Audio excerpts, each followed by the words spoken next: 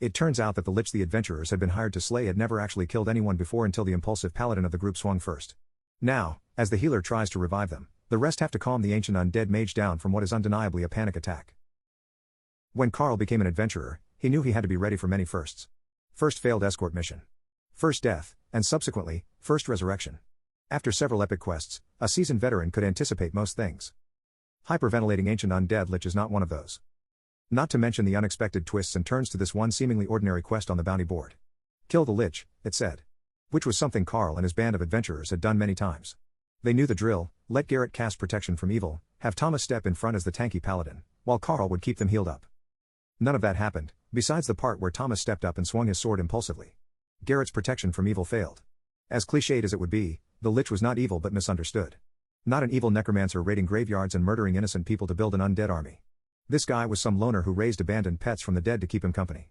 There was no skeleton or zombie army. Without the usual protection, and freaking out the unarmed lich, unless you counted the ghost parrot on his arm, Thomas found himself in direct line of fire from a hastily casted eldritch blast. He died. Now, Carl is arguing with the holy goddess on the merits of reviving a paladin dumber than Leroy Jenkins. All while Garrett is juggling balls like he was entertaining those street kids and not failing to calm down the panicked lich. As confusing a turn of events this was, Carl figured it was still better than a party wipeout against a powerful demon. To put it bluntly, he deserved that, the goddess pouted, one accusing finger jabbing the dead Thomas. It is also the fault of the whole party that none of you did the research to find out more about your target. If you did your homework, we wouldn't be here. Goddess, please, I have recited the correct incantations to plead with you to revive him. Fine, she sighed. You are a loyal follower who correctly called upon my aid. But I have a price, the goddess held up one hand. I'll be taking that reckless fool's equipment. Carl had to agree. A sword could be easily replaced, but an adventuring companion could not. Armor could be bought again, but not a life. The healer went on to complete the final steps of the resurrection spell to bring the paladin back. Welcome back, Thomas. Let me at them, he roared, shooting up only to realize he didn't have a sword.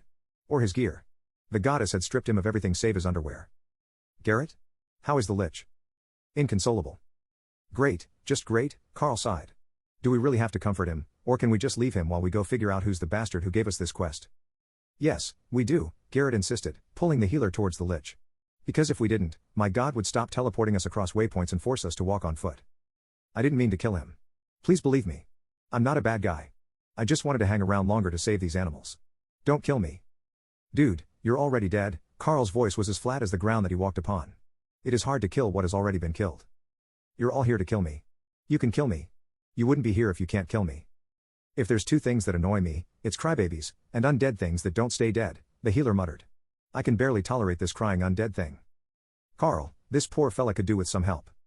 Okay, lich, we aren't killing you. The dude who swung his sword at you doesn't have it anymore. Carl pointed at Thomas, who was digging through the party's joint magic bag of infinite space only to discover he didn't have spare equipment. Why is he naked? The goddess taught him a lesson about recklessly attacking nice old liches who keep undead pets. Oh. So, you're safe. None of us are wielding weapons against you. Really? Really, Carl nodded. Look, I'm a pet lover too, he said too soon, for an undead cat had scratched his hand. My wound isn't going to be infected now, is it? No. I disinfect the bones of my pets daily. Good to know, he murmured. So, we'll be taking our leave now that you're mostly okay. Garrett, do we still have access to waypoints? The mage closed his eyes and focused. As the familiar blue glow swirled into existence, Carl was relieved to spot the old portal back to Windhill Town. Shouldn't we try to search this place for some equipment? Thomas asked. Shut up, you already messed things up enough, Garrett shouted and dragged the unequipped paladin towards the portal. Get in now. We'll buy you a new set of gear when we're in town.